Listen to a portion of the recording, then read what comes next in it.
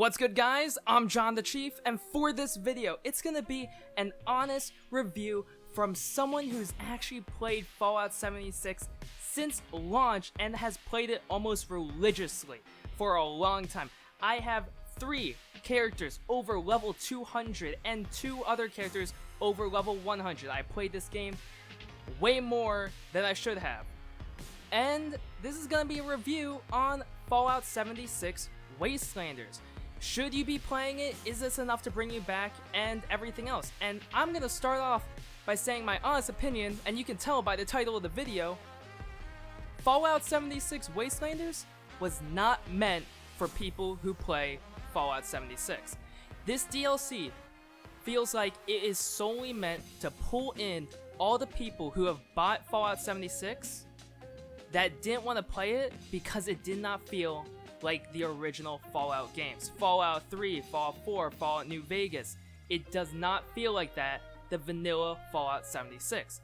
For the people who were okay with that, who just like playing in the post-apocalyptic environment, like this new attempt at like a co-op Fallout, MMO, RPG type of game that Bethesda made, and if you played it a lot when it was like that, you're gonna be a bit disappointed with this DLC. So, let's go and review a couple months before Wastelanders came out, which is when Vault 94 came out.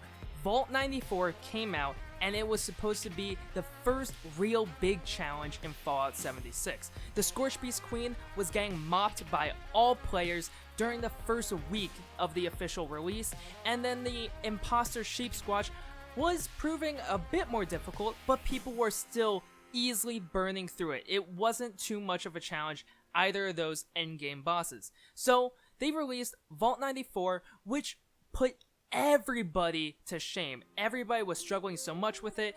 People were terrified of soloing it. It required so much gear in order to get into it. A lot of people would show up with perfect weapons, 100 stim packs, and they were just getting floored and could not even complete the hard mode for the raid. And then when you completed it, you couldn't trade the unique gear that you got from it. You were able to get Vault 94 armors, the Thorn armor, the Solar armor, and also the Strangleheart armor, but you weren't able to trade any of these without using a glitch. So that's kind of the perspective and the theme that's going on right now, is that they're trying to take away trading from the game. Now, fast forward, we go to Wastelanders being released, and all of a sudden, there's a bunch of brand new gear that's being released. You got the cattle prod, the gauntlet, the Gauss pistol, Gauss minigun, Gauss shotgun. All of these weapons cannot be traded legitimately. Now, I know there's glitches right now out that are becoming well known currently for trading all the new legendaries, but it's probably going to be patched soon, and their goal is to get these out of the game. They do not want you to be able to trade these new gears. So, for the legitimate player that goes through Wastelanders, you're going to be gated every single day to only have 200 gold bullion to obtain, and also, if you are trying to unlock all the actual armors, you're almost gated by reputation too, because it is gonna take forever in order to max out reputation for both sides using just the dailies and encounters in order to unlock all the brand new weapons and armors. So for all the players that have actually grinded out this game since launch, all the way up until 3 weeks ago when Wastelanders was released, they have probably almost everything that was unlockable. Maybe they're missing a few schematics and plans, but at the end of the day, they have almost everything, and most of them have a complete build, everything perfected, where there's little reason to play the game, because they already unlocked everything. And I'm in that boat. That is one of the reasons why I took a long break from this game back in about October, I believe, and I stopped playing up until recently because there was basically no reason to play. I already have a perfect set of unyielding gear for me. I could get better, but there's really nothing to gain. The amount of differences between my gear and a perfect piece where it would just be maybe heavy combat armor instead of sturdy wouldn't do too much for me, and I'm not that interested in a grind for that specific of an item. So for all the players that are in that boat where they actually already have everything that they wanted in the game pre-Wastelanders, now Wastelanders comes out, you're gated for time on almost everything that's interesting to unlock, and also it's untradeable, so you can't even like just go through different routes with friends and then just trade the fruits of your labor with each other. It's not like I could grind out Settler reputation, and then my friend Spider grinds out Raider reputation, and then we just give the Gauss miniguns and Gauss shotguns to each other. No, you have to do it everything individually. In addition, you can't even transfer it to your other characters. I can't transfer a perfect Gauss shotgun from my rifle character to a character that actually uses shotguns and has high strength. It's just impossible without using an exploit. And because of that, it kind of deters me from wanting to play the game, because it's just such a hurdle in order to cross in order to actually get the new toys in the game. In addition, they took out Vault 94, which was probably the most interesting endgame that they've had in Fallout 76. It kept me the most interested out of all the other ones. Scorchbeast Queen was super basic for a fight. The Imposter Sheep Squatch, it was locked behind time, and also it was semi-easy of a fight, but at least it was interesting and it was fun to solo because of how difficult it was. Soloing the Imposter Sheep Squatch felt very satisfying compared to soloing a Scorchbeast Queen. But with that, they took out Vault 94, and the new endgame boss is the Wendigo Colossus, which doesn't drop any unique gear at all besides the Wendigo Colossus vocal sack. Now, I know there's a rumor talking about how it drops a grenade. I looked all over online, couldn't find anything about the grenade except for a Reddit post which said it was a suggestion. It was a suggestion to Bethesda that got a lot of traffic, and it's a suggestion, so that means like it's not actually in the game.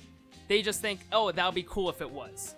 I could not find anything online about a Wendigo Colossus grenade, or anything it drops. It only drops the sack, and there's no confirmed usage for it so far.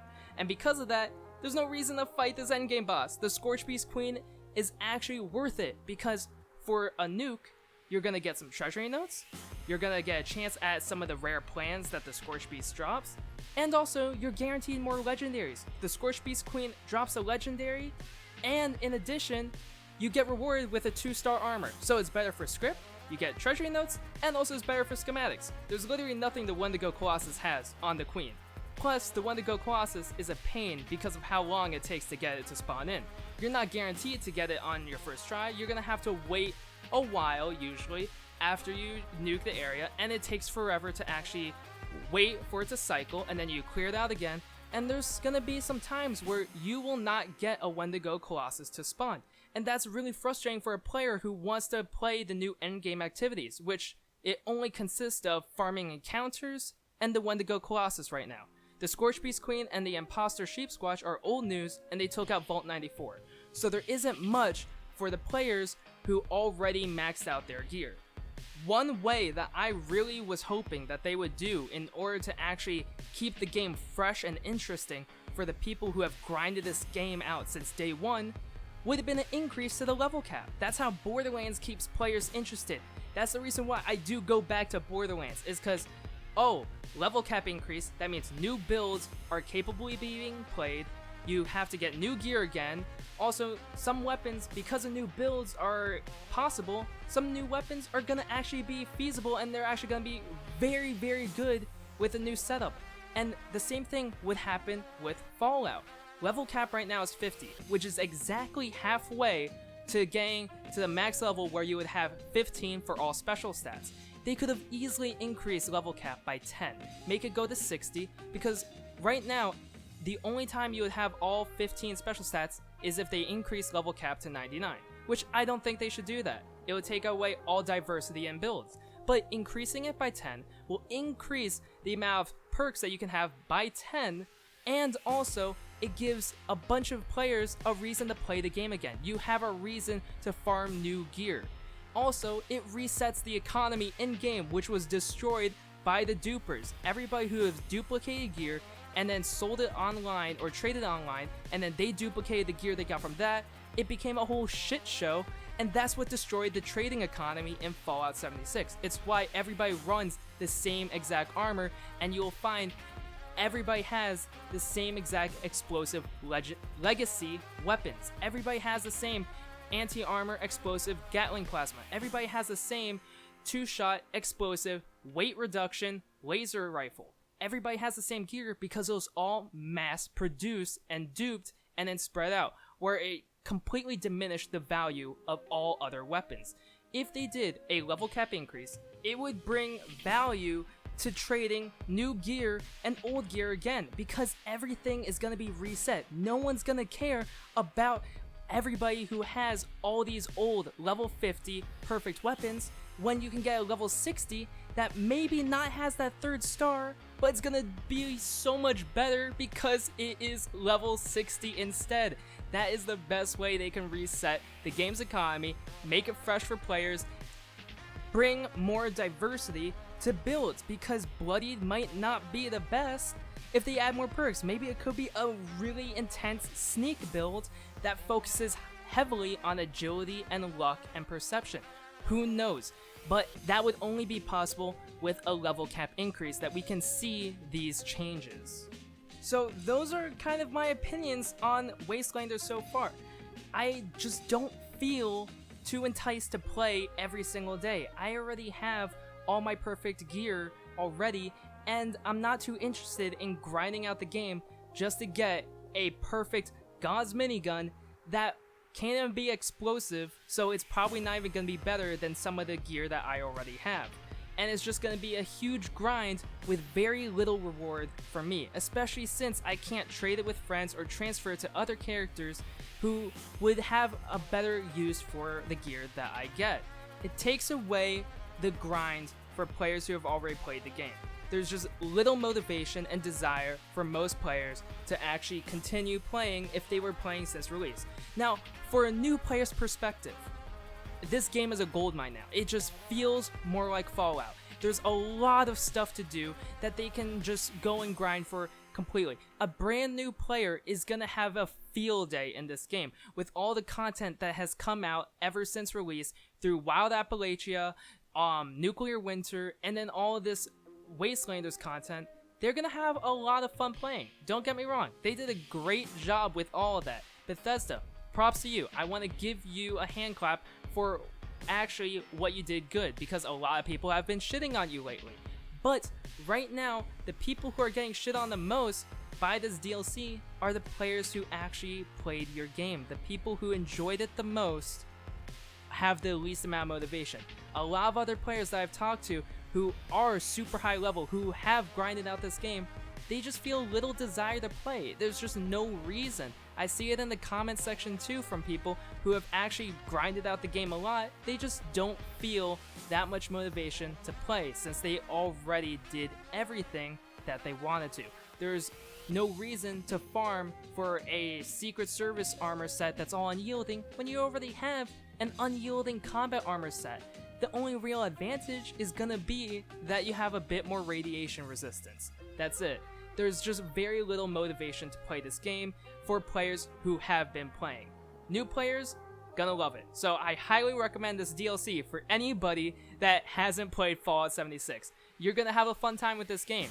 It feels a lot like playing Destiny, but in a post-apocalyptic environment. I used to play a lot of Destiny, and that's one of the reasons why I actually went to Fallout 76, is because I prefer the scenery and environment of Fallout, and it just took the better parts of Destiny for me. So that's why I started playing Fallout 76. But let me know in the comments down below, what do you guys think of this DLC? Sadly, it has been a little bit of a letdown for me because I just haven't felt much motivation to play it. Probably the main reason why I play it is for you guys to produce content, and I'm probably going to be transferring over to a new game soon unless new stuff comes out for this DLC.